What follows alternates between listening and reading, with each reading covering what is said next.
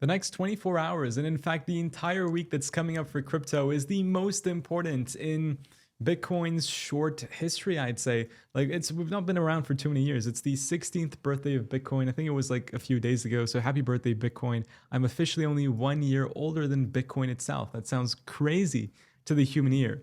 But this week is so important for Bitcoin.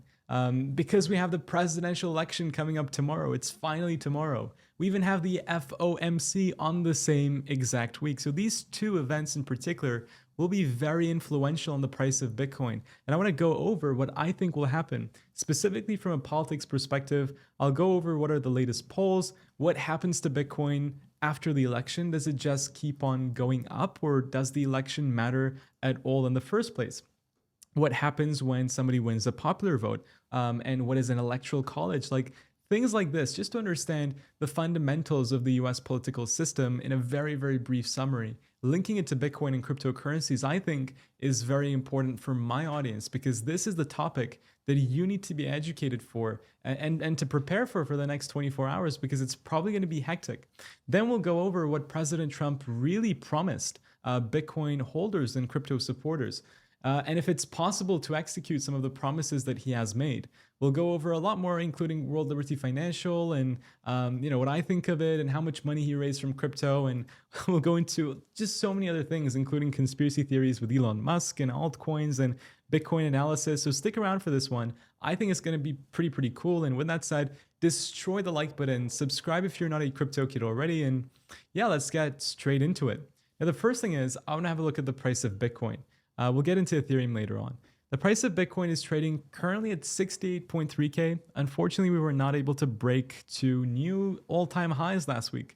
Everybody's just waiting up on the election. The stock market got completely annihilated, wiping $1 trillion from the entire market within this dip, this correction that took place over the past few days, and that took Bitcoin along with it too. Gold markets, they're all pretty much stable right now. I think everybody, like I said, is waiting for the outcome of the presidential election. But honestly, I don't think it will have too big of a price difference. There are two different scenarios, which I posted on the Crypto Kids community, the free Telegram channel, which you can join, by the way, using the link in the description down below, completely for free. I think there's two probable scenarios. Number one is that Bitcoin just continues rallying from testing the prior resistance of this bull flag, and we just continue going up.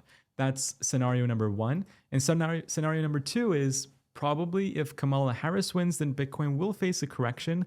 I don't think we will face more of a correction from 65.2K. If we go below that, then it's concerning. We're back in the bull flag, and we can project for $54,000 again. But as long as Bitcoin stays above $65,200, then we should be absolutely fantastic. And I'm saying this magic number because that is the number that if we break below, we'll be going under this huge uptrend that Bitcoin has been inside since the beginning of October. These are all higher lows, right? So higher lows establish an uptrend. If the price of any asset goes lower or goes to a price point which is as a low, as a swing low, and I thought I was going to be able to explain this, but it's literally what you see on the chart. When price dips and goes back up from a higher point than a dip to the previous time, that signifies an uptrend. And the uptrend will be broken if we break below this so-called swing low, which is placed at $65,000, but I'm saying 65.2 just to account for some margin of error. And that is why, like over tomorrow and the whole election period, Bitcoin has all the possibility of coming down into this region and nothing really will happen as long as we hold 65.2. Because if we break below it, then we'll be going below this parabola that's been lasting for some time now. So breaking below this parabola will indicate lower Bitcoin price action. But if we can bounce, confirm this higher low, then yes, we will attempt to create new all-time highs and probably face some resistance between 78 and 79K. But it's all going to be dependent on how Bitcoin acts tomorrow. This is why I wouldn't really be a fan of advocating for long or short Bitcoin positions currently, because I personally have a rule of never trading the day before, the day, and the day after major news events, which is pretty much the entirety of this week. So I'm like staying away from new positions and staying away from, going long leveraged or short leveraged. It's a risky thing to do. I only opened this Ethereum position because I believe in it so much. And if Ethereum drops below this trend line, then it'll pretty much be game over for Ethereum anyway. So I'm willing to take this risk. I'm willing to long from the support that's been holding up from the time of the bottom of the bear market. And my risk to reward is fantastic, a 5% potential loss for a 226% gain. It's only a 3x levered trade. I will add a lot more to it if we get the confirmation that Ethereum is bouncing. But again, it'll be dependent on what Bitcoin does tomorrow with the presidential election and how Bitcoin reacts to the FOMC, which I'll talk about in more detail as it approaches closer on Thursday. Now, altcoins. Let's go into altcoins before we do the whole PolitiFi rant. Now, altcoins have seen a huge drop, like the major ones dropping 25, 30, 15%. Lido down 10%, Floki down 10%, Matic down 22.61%, like unbelievable. Apart from Dogecoin and a few other tokens like Radium and Mu and WBT, which I have no clue what they are, most of the market is down on the past four days. So it is pretty interesting to see that. I think Dogecoin is a massive, massive, massive one to keep a hold of it in your portfolio for the long run. Like if Trump does become president and Elon Musk does become the director of government efficiency, then I'm almost 100% confident that the price of Dogecoin will rally until it reaches Valhalla. So Dogecoin is something that I've been advocating for a very long time, and I just believe it will continue to go up. That's the most promising altcoin in my radar. Apart from Ethereum. But let's go into the PolitiFi stuff. The first thing that we have upcoming this week is tomorrow, the presidential election. Dubai time, the result of the election will come in, it should be like Wednesday morning. It takes a lot of time for it to be counted. I think the whole process can take anywhere between 8 to 10 hours. If probably Trump doesn't win, or if, I don't know, the Democrats don't win, there's probably going to be some sort of toxicity and some sort of, disbelief, and they'll probably recount the votes at least once or twice. Like the issue is there's so much polarization in the United States that a lot of people are either just very far right or very far left. And whoever does end up winning the election, or whoever doesn't, in fact, will be very, very sour about it. That's why I think the whole election process will take a little bit of time to get settled. And in fact, if you go to Polymarket, for example, the time that the bets expire should be on the inauguration day of the president. So that's 2025, January the 20th. And until then, this contract will kind of continue prevailing. So does Kalshi until the actual inauguration day of the next president. That just goes to show you how much disbelief and how much speculation there is. So I wouldn't trust anything until the next president actually gets inaugurated. That's my kind of thesis here. Strangely enough, or not actually strangely, because the real polls do show a very 50% even split. Kamala Harris in traditional polling systems is just a little bit more ahead of President Trump. Currently, last night we saw Harris and Trump even. In fact, Harris take over from a massive decline to suddenly an overtaking of Trump, which did surprise people. But I want to tell you this: Polymarket is not a good polling. It's not a good polling platform, because if I just bought 1 million shares of Trump, essentially the market will rearrange itself to now say that Trump has a higher probability of winning. So it's just a speculative market. It has nothing to do with polling data. Elon Musk argues that because people actually put real money into the game, their beliefs are portrayed in a better, more fair experiment. But, US people are not even allowed on Polymarket, so I don't see why people are continuing to refer to it. Whereas Kalshi, yes, US people are allowed to, if I'm not wrong, trade on Kalshi. We so far see a 55 to 45% split. But remember, the people that actually do go on these platforms are most likely right conservative individuals. So Democrats don't usually dabble in this from a statistical point of view. Of course, I'm not trying to generalize, but from a statistical point of view, most people that use these platforms are either non-American or lean more towards the right. So I would be just careful with my polling, getting my polling data from Polymarket Kashi. What's very interesting is that the popular vote is actually swinging very heavily towards Kamala Harris. You can see that the popular vote is a very liquid market, $548 million of volume. That is huge. You can see that Kamala Harris has a 68% chance of winning the popular vote. And this takes me to how the US election really works. So you have people casting a ballot and people deciding to choose who's going to become president or not. That actually doesn't matter. That system, the first past the post system, does not really work in the United States.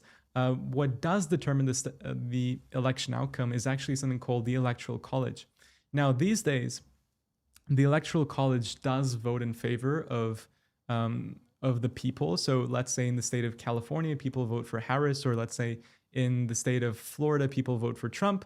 The Electoral College responsible in Florida would vote the way that their people are voting, apart from like 2 states, which make the whole thing a bit twisted and turned. So the first past the post system doesn't really matter much. You can see that the popular vote, which is the real people going and voting, in 2 elections ago, Hillary Clinton had 65.8 million compared to Trump's 63 million, but Trump still ended up winning because the Electoral College decided to vote for Trump. That's just, I'm saying this so that you understand the difference of popular vote and people casting ballots, and actually who decides the president is the Electoral College. But does it all matter? Does it really all matter? Because every single time after an election, the price of Bitcoin just catapults to the absolute moon, and never comes back to the price that it's set on the day of the election. This is why I think if you want to be buying Bitcoin cheap, tomorrow is probably one of your final opportunities, because historically, the price of Bitcoin never ever came back to the price that it was on the day of the election. That never took place. So I think if you're looking for a good spot, DCA opportunity, tomorrow could be one of your final chances, because every single time, like the famous Bitcoiner Scottie Pippen says, the price of Bitcoin just continues to go absolutely parabolic. It doesn't matter who decides to win. And I'll go into that also in a bit more detail. But I think after the election for like 2, 3, 4 months, we're just going to have straight up. Like the price is just going to go up and up and up without stopping. So just use this time well. Buy up some Bitcoin. Not financial advice, but that's what I'm doing. This is what the data is suggesting. And if you are in the long run, if you're in crypto for the long run, then don't forget that if you buy Bitcoin and hold it for 4 years, there's been not one single instance, regardless of what day you decided to buy Bitcoin in a year, regardless of if you bought the top in that cycle or not. If you bought Bitcoin and held it for 4 years, you would be in profit regardless. So if you're in the long run, then I think tomorrow would even increase the amount of profits you make because of the historical data that every single time on the day of the election, whatever price Bitcoin produces, we never go back to it. That's what Scottie Pippen also confirmed. So thank you so much, Scottie, for confirming that theory. And the thing is, regardless of who becomes president, there is more money created. There's always more debt created. And creating more money, printing more money causes the M2 money supply to increase. And naturally, from fundamental economics, the more money there is in the system, the less of the value it has. It's just supply and demand. The more supply and the same stagnant amount of a demand will cause the value of the dollar to drop in price. And according to Michael Saylor, we see an approximate depreciation of around 7% per year with the dollar. And that's why the price of Bitcoin and the price of the stock market will technically increase forever without stopping. It's just an endless cycle where all the prices of risk-on assets will continue to go up over time. That's why buying Bitcoin and going into the stock market is usually not a bad idea based off of that simple rule. But yeah, that covers my Bitcoin analysis related to politics in specific. I just wanted to state that President Trump made a lot of promises during this cycle, right? He said that he wants to fire the SEC chairman, Gary Gensler, which is fantastic. Even though Gary Gensler was an MIT professor that taught about blockchain, which is very crazy to see him turn against crypto now. Having a pro-Bitcoin or pro-crypto SEC chair would allow so many US institutions to, without a doubt, buy Bitcoin. Because remember, when we got the SEC approval that Bitcoin is a commodity, they were still very much hesitant about it. So if we have a pro-crypto SEC chair, then I think a lot of institutions that were worried about buying Bitcoin now will buy Bitcoin and add it to their portfolio without too much of a hesitation. Apart from that, which will cause the price of Bitcoin to go up, of course, crypto companies will be able to set up more oftenly and operate within the US, which would drive adoption, innovation. So that is the first point, is fantastic. The second one is making United States the crypto capital of the planet and Bitcoin superpower of the world. The president doesn't really have power to do this, and I'll get into why. 3, keep 100% of all Bitcoin in the US government custody and keep acquiring more in the future, creating a strategic national Bitcoin stockpile. I don't think he has the power to do this. I read through a lot of the amendments to, if you're in the US, you would know there's a lot of amendments to the things that he can do. They're called amendments. And I don't think there is an amendment that really classifies him to be able to do this with Bitcoin. I don't think there is one. If there is, let me know in the comments, but I've researched heavily and he shouldn't be able to do this himself. Again, I'll talk about why in a second.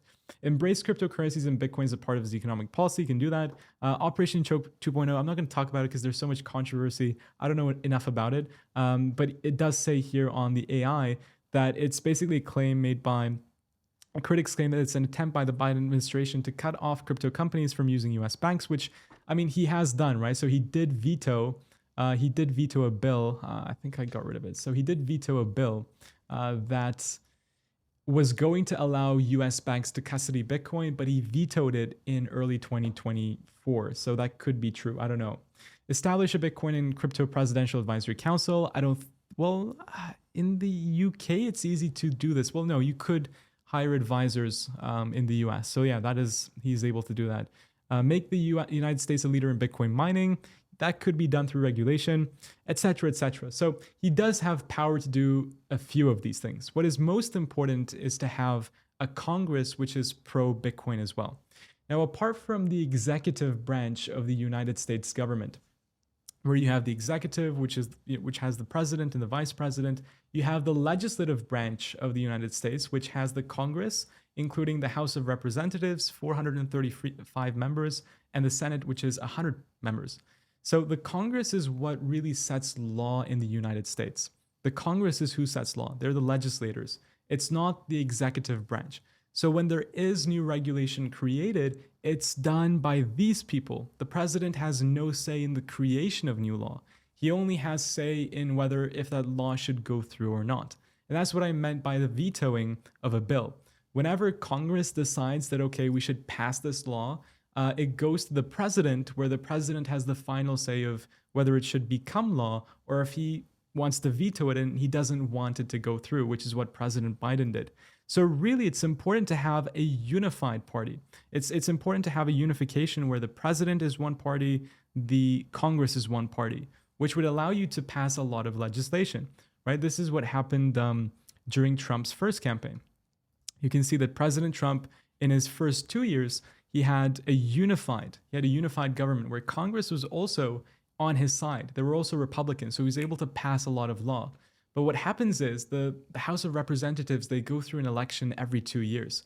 So the next 2 years of his term, he wasn't really able to do so much. The most famous example of this is Obama.